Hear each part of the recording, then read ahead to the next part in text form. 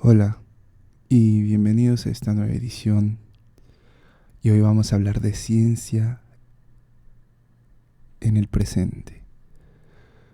Hoy voy a hacer una pequeña explicación acerca del ADN recombinante. El ADN recombinante, como concepto, va a ser un conjunto de técnicas cuyo objetivo es trasplantar los genes entre las distintas especies de seres vivos. Consisten en aislar, manipular e introducir determinados genes en el genoma de otro individuo. Los pasos que debemos seguir son los siguientes. A. La identificación del gen que se quiere manipular. Se puede alterar dicho gen. Se pueden introducir mutaciones en él. B. El corte y aislamiento del gen, que los cortes o restricciones serán con algunas enzimas especiales que más adelante vamos a ver. La transmisión del gen a otra célula. Esta célula puede ser unicelular, como las bacterias, o de un ser pluricelular. Cuando la célula traduzca dicho gen, va a producir la proteína que estamos buscando clonar. Estos son algunos de los conceptos básicos, los pasos a seguir para recombinar un ADN. Aquí tenemos un esquema en donde podemos observar los vectores que van a ser el medio por el cual nosotros podremos introducir un fragmento de ADN de interés. Aquí podemos ver que este vector de ADN circular ha sido cortado con una enzima de restricción que en este caso podemos ver que fue un corte distinto al romo. Sería un corte cohesivo. Este vector, una vez que con ayuda de la enzima de restricción realiza el corte de interés, va a seleccionar una parte del ADN específico. Posteriormente aquí tenemos el ADN que queremos introducir a este vector, que posteriormente, una vez tenemos las restricciones necesarias, tanto en el ADN donante como en el vector, vamos a unir las cadenas por medio de un ADN ligasa. Y una vez tenemos el ADN o la molécula de ADN recombinante, se va a introducir en una bacteria, que esta bacteria va a tener tanto en el mismo sitio su cromosoma, su ADN. Bueno, este plásmido se va a introducir a la bacteria, que posteriormente se va a replicar, se va a dividir esta bacteria, porque sabemos que las bacterias son organismos unicelulares que se replican con una velocidad bastante rápida y nos va a producir clones de dicha bacteria con el ADN previamente recombinado con nuestro gen de interés, y vamos a tener clones de esta bacteria en cantidades muy grandes. Entonces aquí ya simplemente vamos a extraer, o como podemos observar aquí en la bacteria ya tenemos el ADN que nosotros modificamos, este plásmido, con ayuda del vector. Bueno, ¿cómo se realizan estos cortes?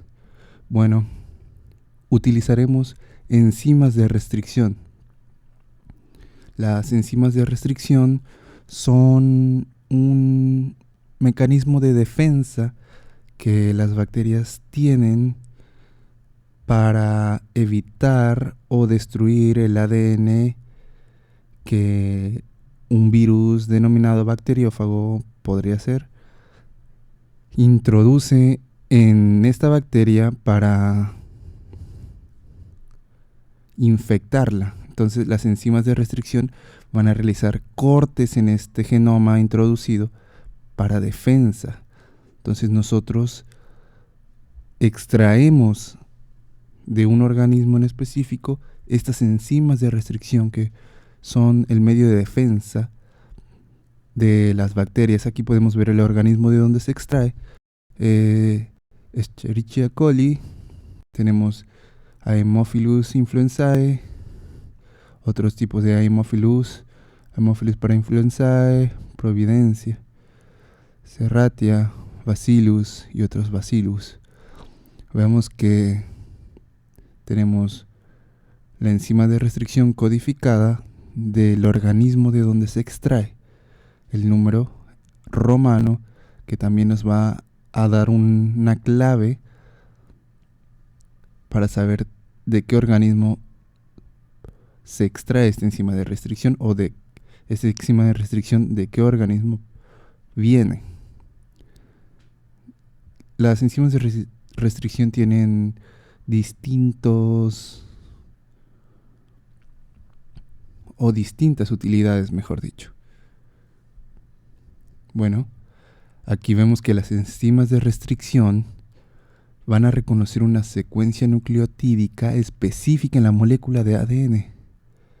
Aquí podemos ver que estos son ejemplos gráficos de qué secuencia nucleotídica bien podría reconocer esta enzima de restricción. Este es un corte romo, este que vemos en la parte de abajo, que es un corte romo que separa las cadenas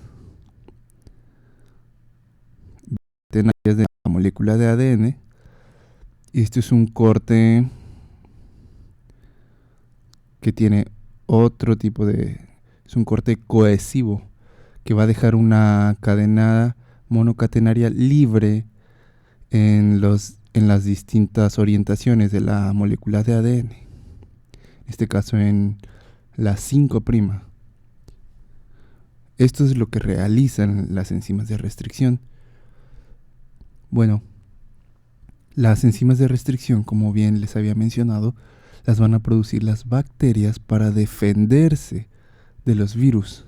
Van a romper en trocitos las moléculas de ADN o el genoma que introducen, por ejemplo, los bacteriófagos. Estas enzimas de restricción van a reconocer determinadas secuencias en las bases nitrogenadas y por allí van a cortar el ADN. Cada enzima efectúa el corte en distinto lugar. Vemos que tenemos distintas enzimas, como en la tabla pasada en donde explicamos las enzimas provenientes de distintos organismos. Aquí tenemos la restrictasa de E. coli, que va a realizar o va a reconocer la secuencia donde va a realizar un corte cohesivo. Aquí vemos que sobra una colita de la molécula de ADN. Y esta es otra enzima de restricción, restrictasa Hind 3. También con su secuencia de... Estas son la secuencia de reconocimiento, el AGST. Vemos que son polindrómicas. Es decir, que se encuentran en el mismo orden, pero en distinta orientación, las bases nitrogenadas, y también reconocen ciertas secuencias en donde va a realizar, en este caso, un corte cohesivo.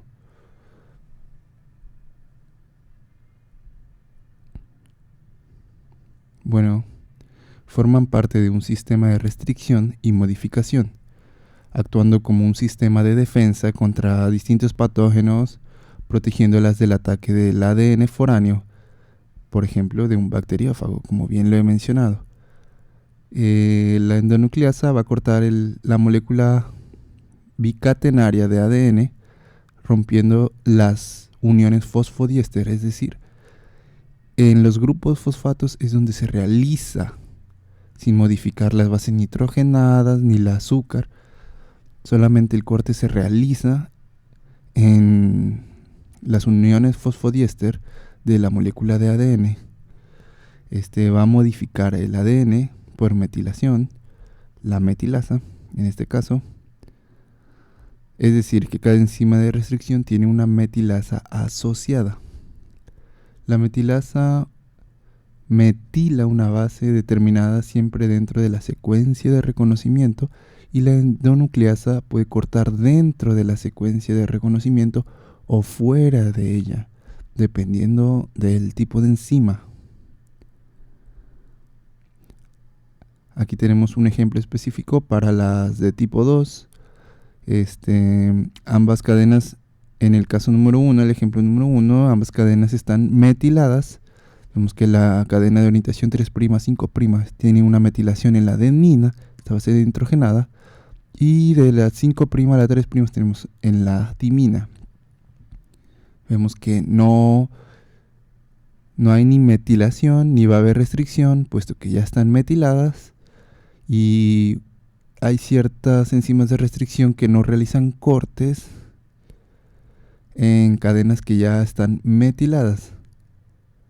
Aquí tenemos el enlace fosfodiéster donde se realiza el corte. Aquí vemos el azúcar y la base nitrogenada.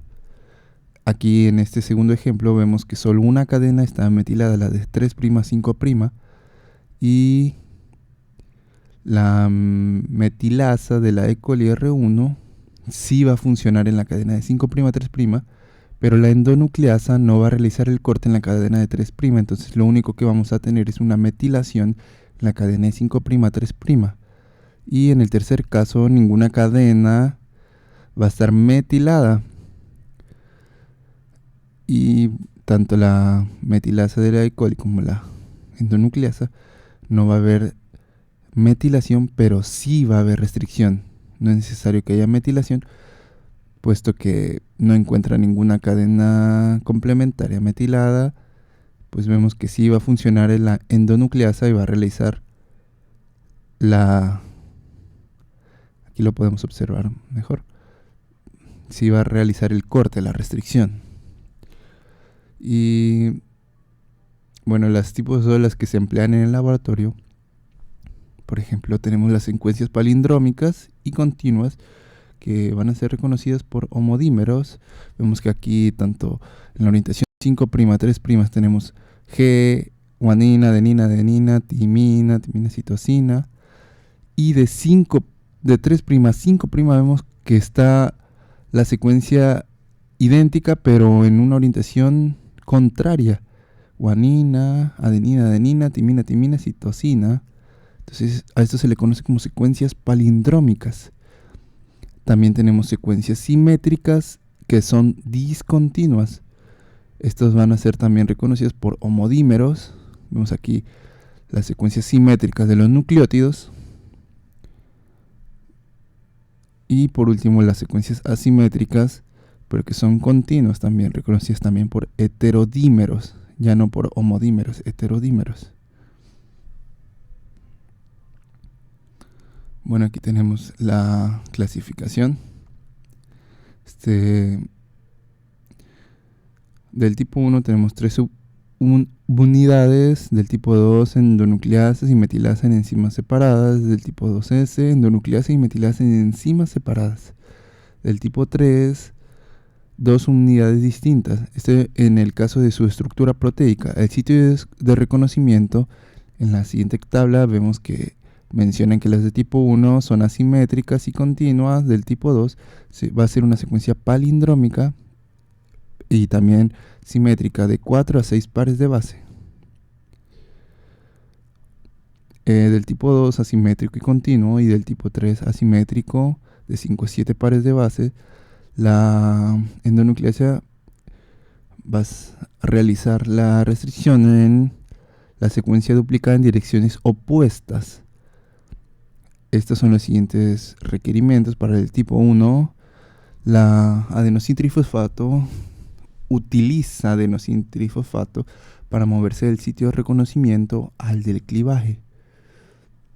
En este caso tenemos también iones de magnesio.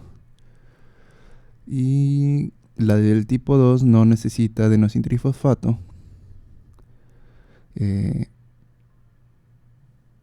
Tenemos algunos iones de magnesio para el tipo 2S. Tampoco necesitamos ATP, y para el de tipo 3 necesitamos ATP para moverse del sitio de reconocimiento al de clivaje. Aquí tenemos los ejemplos. La ECO-K1, vemos el ejemplo de la tipo 2, la ECO-R1, del tipo 2S, una AW, y las del tipo 3, la ECO-P1-5 también. El uso en la biología molecular, las del tipo 1 no van a generar fragmentos de tamaño definido. En el tipo 2 generan fragmentos de tamaño definido. Estas se van a usar para laboratorios de biología molecular o ingeniería genética, etc. Las del tipo 2S van a generar fragmentos de tamaños definidos y también se usan en laboratorios.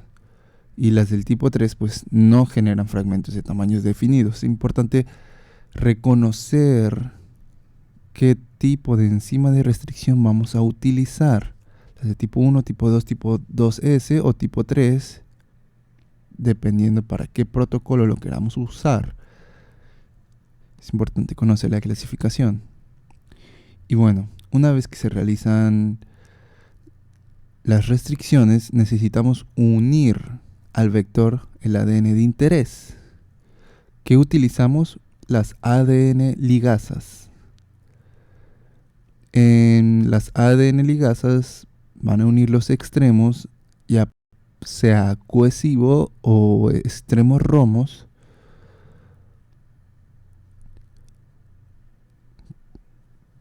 Pero la reacción de ligación es importante tener en cuenta que van a requerir adenosintrifosfatos y iones de magnesio. Aquí tenemos dos ejemplos. La T4 ADN ligasa va a poder unir en extremos cohesivos a romos, pero la ADN ligasa de E. coli tiene muy baja eficiencia en extremos romos y no va a ligar el ARN ni el ADN. AEDN. Bueno, ¿qué son los vectores? En el principio, los vectores van a ser moléculas transportadoras que transfieren y replican fragmentos de ADN que llevan insertados. Son capaces de replicarse junto con el fragmento de ADN que transporta. ¿Qué son los plásmidos? Bueno, el plásmido es el elemento genético extracromosómico, es decir, que está fuera del cromosoma, capaz de replicarse de forma autónoma, como bien podría ser una bacteria. Como bien podría ser el plásmido de una bacteria, en donde podemos identificar, aquí tenemos a un nanómetro, tenemos la bacteria, el cromosoma de la bacteria circular y un plásmido que es extracromosómico, que va a estar fuera del cromosoma de la bacteria, que se va a poder replicar de forma autónoma. Características principales de los plásmidos es que tiene una replicación autónoma, es decir, el plásmido se puede replicar a sí mismo, es estable, es decir, tiene la característica de estabilidad, la de transferir, tiene transferencia. Existen los plásmidos conjugativos y los plásmidos no conjugativos. Se integración en episomas, por ejemplo. Confieren distintas propiedades fenotípicas también. tenemos el ADN bacteriano y el plásmido en la bacteria circular, y el ADN bacteriano pues también suele ser circular, pero es solo una representación. Este video es una introducción al ADN recombinante, no es un manual para realizar estas restricciones, sino es conceptos generales para entender a grandes rasgos cómo funciona. Al principio del video mencioné que los plásmidos eran las bacterias. Más bien no es la bacteria, sino están adentro de la bacteria. Bueno, tenemos distintos métodos en un laboratorio para purificar los plásmidos, la purificación de plásmidos. Pues uno de los principales es la lisis, que lisis es ruptura o rotura. Esta lisis se puede dar de forma mecánica, ya sea por cambios de temperatura, como la desnaturalización de la molécula de ADN, o química. También para remover partículas grandes podemos usar una centrifugadora o la filtración, usando membranas. Tenemos una purificación intermedia que va a ser por medio de precipitación fraccionada, absorción a membranas, y una purificación de alta resolución, donde utilizaremos métodos cromatográficos, intercambio iónico, filtración en gel y afinidad. Del mismo modo, conservar puede ser disolver o formular. Bueno, en resumen, ahora sí podemos entender el esquema del principio. En esta parte de aquí yo les había mencionado que la bacteria era el plásmido, pero más bien el plásmido es esa molécula que se puede duplicar a sí misma y es extracromosómico en la bacteria. Entonces tenemos un vector donde realizamos una restricción con una molécula, una enzima de restricción que puede ser el que sea de nuestro interés.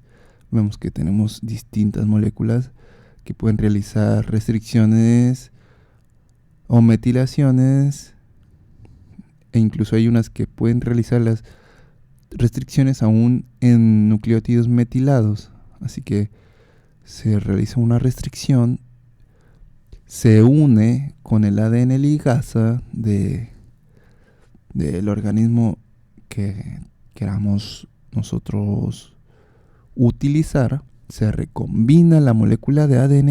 Esto tiene parte del vector y parte del ADN que nosotros de nuestro interés, el gen de nuestro interés. Posteriormente, por medio podría ser elevando la temperatura, la membrana de la bacteria permitiría el acceso de este plásmido. Se introduce la molécula de ADN ya modificada dentro de la célula.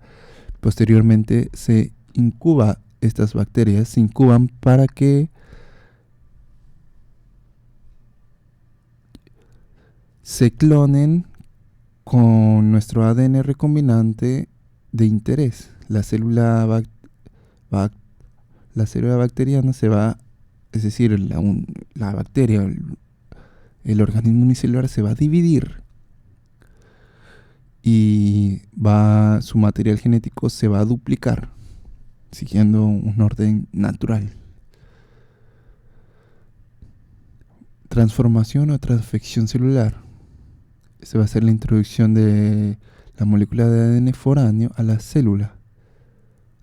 A esto se le conoce como transfección celular. Reproducción entre progenies, transformación para procariontes. Para la procariontes se denomina transformación, y transfección para las eucariontes. Clasificaciones. Tenemos los métodos químicos que van a involucrar el uso de reactivos específicos y los métodos físicos que van a involucrar el uso de equipamiento específico.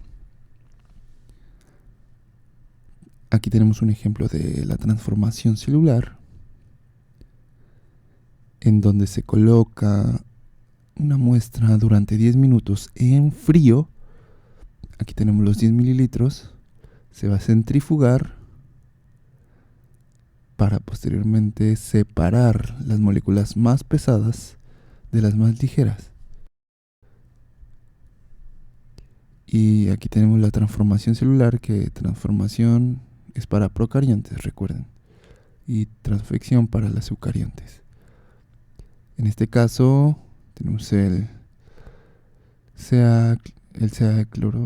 cloruro de calcio va a permeabilizar la pared bacteriana, permitiendo así el paso. Se le añade el cloruro de calcio una vez ya centrifugado, permitiendo así el paso de la molécula de ADN desde el exterior. A veces se puede usar el glicerol como un estabilizante. Posteriormente se coloca durante 10 minutos en frío, se va a centrifugar y se va a extraer lo que no está sedimentado.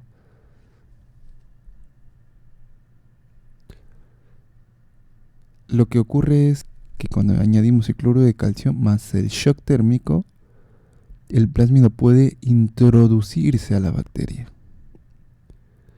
Esta es una bacteria normal. Una vez que le aplicamos el cloruro de calcio y el tratamiento de shock térmico, la membrana, podemos ver que se vuelve permeable, por así decirlo, al plásmido, que se introduce a la célula. Una vez que esto ocurre, se vuelve a la temperatura normal y tenemos una célula transformada.